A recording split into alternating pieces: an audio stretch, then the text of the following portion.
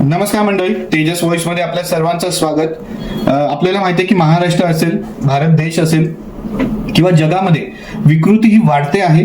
दररोज त्याचा आलेख वाढता आहे आणि असाच प्रकार डोंबिवलीत घडला आहे। डोंबिवलीत भटक्या श्वानांना म्हणजे कुत्रे मांजरांना खाऊ घातल्यामुळे 8 नराधमांनी दोघांवर हल्ला केला आहे। त्यात ते गंभीर जखमी झाले असून त्यांना रुग्णालयात दाखल करण्यात आले। या प्रकरणी डोंबिवलीत गुन्हा देखील दाखल झालाय।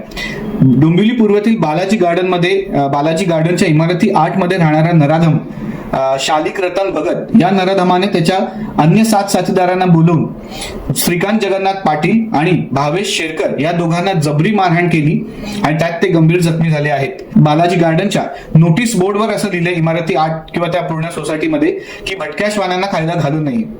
काय होतं की प्रत्येक ठिकाणी ही लफडी आहे, प्रत्येक शहरात असं चालू आहे की प्राण्यांना खायला घालू नका आणि मला असं वाटतं ते खूप घातक आहे। कारण हे स्ट्रीट अॅनिमल्स आहेत, त्यांना खायला घातलं पाहिजे, त्यांचा मेंटेनन्स ठेवला पाहिजे। आपल्याकडे अनेक राजकारणी आणि सरकारी अधिकारी आहेत ज्यांच्याकडे कोटी, शेकडो कोटी, हजारो कोटी ते लाखो कोटींची प्रॉपर्टी आहे, माया आहे।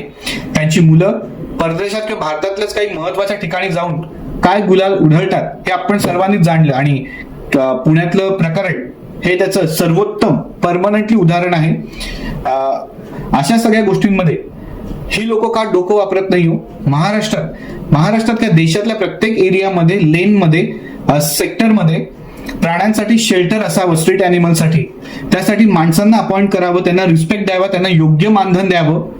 त्याचप्रमाणे त्यांच्या आरोग्याची देखील काळजी करावी जेणेकरून ते प्राण्यांची काळजी घेतील, प्राण्यांना फिडिंग करतील, उपचार देखील अगदी बेसिक करू शकतात किंवा अगदी सिरियस असेल तर दवाखान्यात प्राण्यांचे नेऊ शकतात किंवा समजा प्राणी ऑफ झाला म्हणजे मृत्यू झाला प्राण्याचा तर त्याचा अंत्यविधी देखील करू शकतात।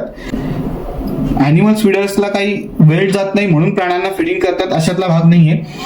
लोक बहुतांशी प्राण्यांना फिडिंग करणाऱ्या त्यांना खालच्या दर्जाचं वाटतं, म्हणजे काय माहिती नाही।